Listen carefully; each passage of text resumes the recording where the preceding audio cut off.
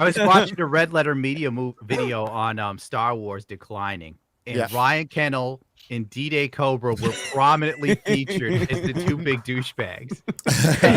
You're like, where am I? Maybe my thoughts and feelings were just so poignant that I couldn't be taken apart. Yeah, I made a couple appearances in that thing. Number 5, Gen Alpha is rethinking the Acolyte. It's true! Wait, is it? Those articles are already in the works, set to be written a few years from now. Trust me. But yeah, did we all rush to judge the Acolyte too quickly? When the Acolyte came out, the microphone bros were quick to get mad about it. The power of many. The witches. So many people left after that episode. Witches are now making children without men. Baseline, fundamental storytelling elements. It doesn't say anything. Usually it would say born right here. Doesn't say anything about born on Wikipedia. They're trying very hard to cover for this. Most of it's just regurgitating exposition. You know. It's not as bad as Book of Boba Fett yet, but it's well on its way. It's on its way. How dare this lesbian make a Star War? I think it's canon that R2-D2 is a lesbian.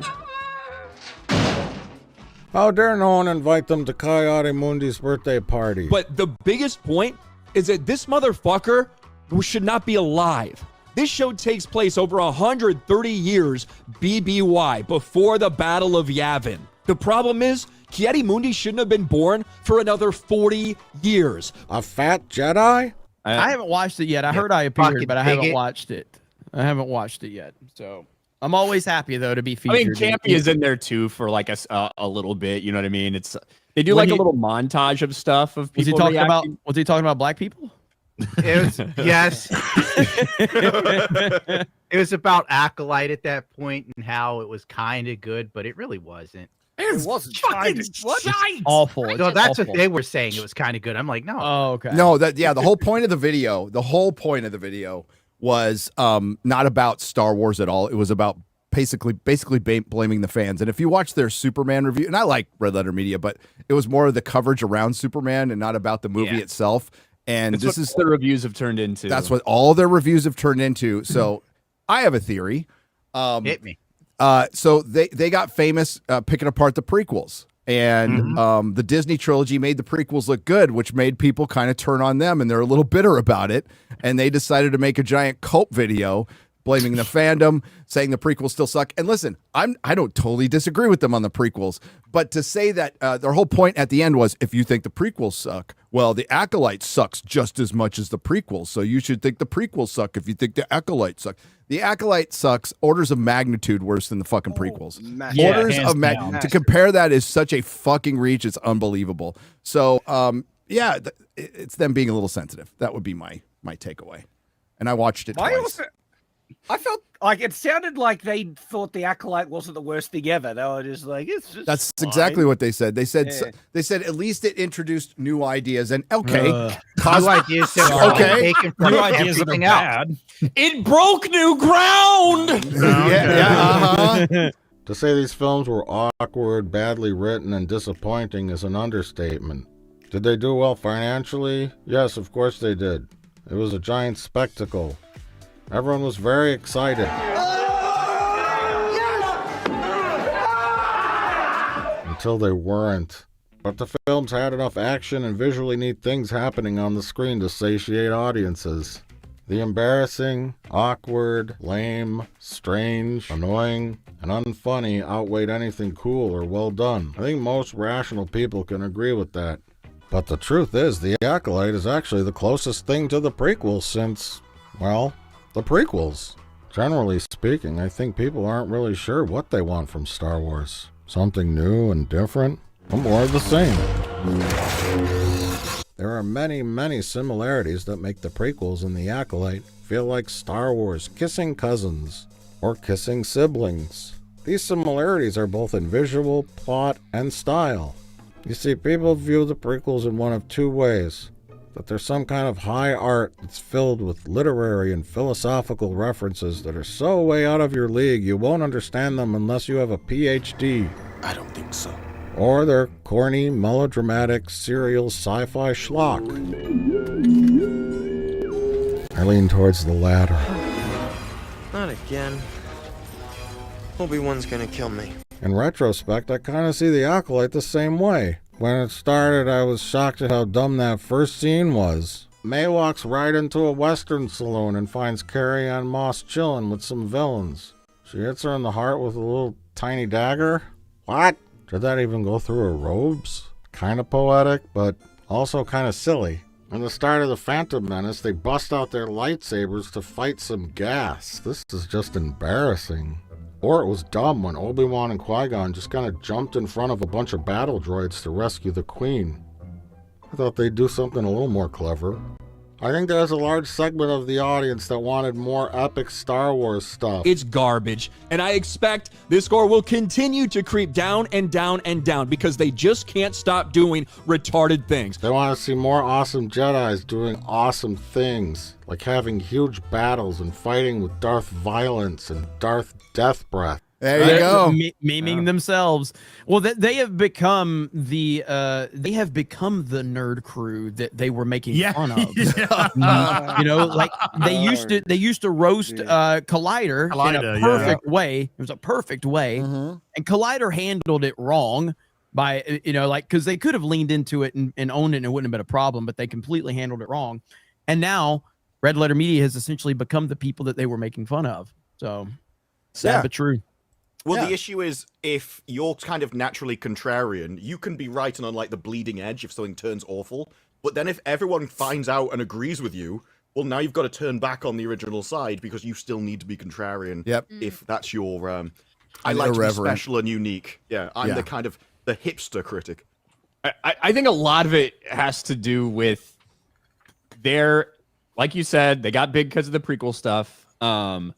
Their sequel videos have not aged well. No.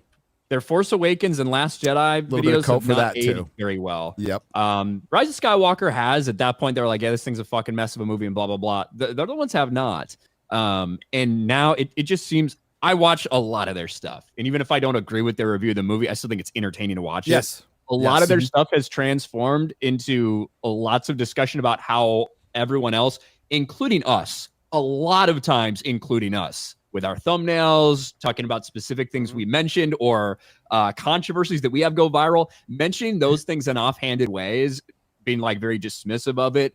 And like, that's what their reviews have turned into now, how everyone else is talking about something and being ridiculous. And then they talk about it, they're like, well, yeah, I guess it was kind of shit.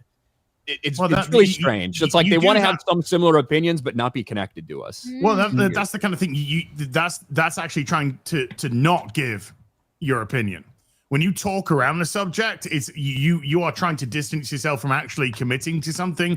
So if you commit to something, then of course you become subject to criticism, or you become subject to you got to stand by what you said. They don't want to do that anymore. Yeah. It's like you say people are saying this instead of I think this. Yeah. Yeah, I don't know. Like it all comes down to self-awareness and being honest. Yeah. Like, look, whatever. Okay. Who gives a fuck? It's all stupid shit. They like The Force Awakens and Last Jedi. Okay. I mean, I praised The Force Awakens when it came out. Guess what? I was wrong. It's okay. So Ryan, thank you for the autism. Did Red Letter Media cherry pick some of the clips that they inserted you in on? Because I know with the clip they used from me, they picked like I got criticism that they basically tried lightsaber stuff, right? And they could have easily grabbed some of the clips where I call out some of the most egregious stuff in the fight, where it's undeniable how crap the lightsaber fight is. But instead, they picked a different clip. Well, they picked a clip, Chad. I mean, I know you know this, but they picked a clip because look at this guy. He actually broke down the fight from an Acolyte show. That fucking what a nerd! What a nerd! Yeah, what a nerd, right? Which I'm like, yeah, not cool like we are. What a nerd! But it's something different. I mean, the Jedi's had good intentions, but it just went awry. You know, did it have the best fight choreography? I know some people like analyzed the fight choreography and tried to find flaws in it, but I don't care. Aiming for each other's lightsabers low. Aiming, what are they aiming for at all? They're just aiming for nothing as well as the opponent's lightsabers. Action. Jackie wasn't even in that position. How does a fire spread on concrete or in space? I mean, I'm not one to nitpick, but who gives a fuck? We're doing Star Wars, baby! Like, one of the 100 videos I made on the Acolyte, the thing they talked about was Ki-Adi-Mundi and him not supposed to be alive by then. You know, the retcon and stuff like that. That's one of the things they talked about. Another one where I just said, you're just fucking retarded. They didn't really have I didn't even know why that one was in there. I appreciated it being in there, I suppose.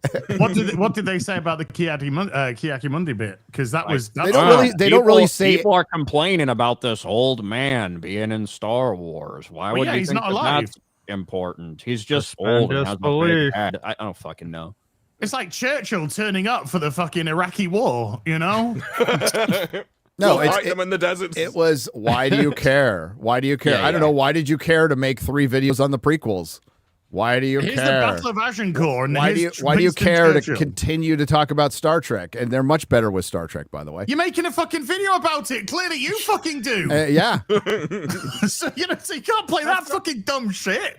Yeah, either you care or you're just a grifter at that point. Yeah. Oh, yeah. Underlining tone of hypocrisy and also cherry picking and disingenuousness with that video. And I've liked the stuff that they've done, but you can tell. It's like, guys. I haven't watched them in over 3 years now. I still watch them.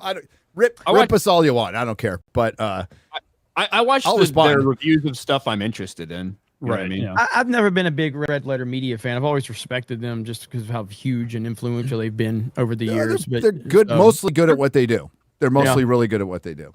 The original Plinket reviews are just amazing. Mm-hmm. Yeah. Because they cared. Yeah. Because they cared. And they don't care anymore. And it's fine if you don't care. But I think some people suffer from the syndrome of, well, I don't care, so nobody else should care. Nobody else should either. Yeah. The point of the video was, hey, a lot of people hate us because of what we said about the prequels, but really, Star Wars sucks now, but it sucked since then. Yes. So really, we're right. And if you don't like this, then you shouldn't like the things that you say that we shouldn't like. Basically, is what they're saying. Except for Andor.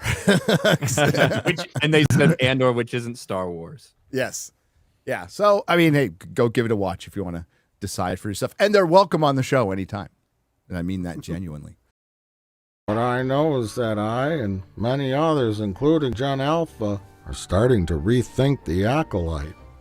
And in my opinion, I'd like to see more of it. AIDS!